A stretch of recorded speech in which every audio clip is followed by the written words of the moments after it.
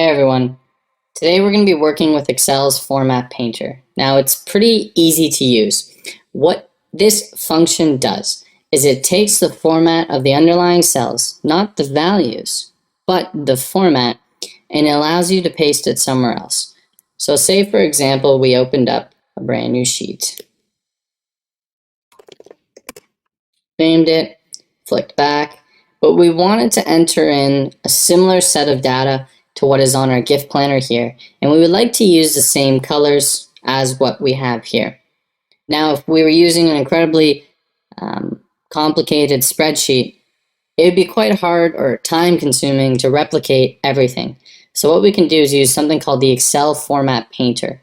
So I want you to select the entire cells that we're going to format. You're going to click this little icon, which is the Format Painter.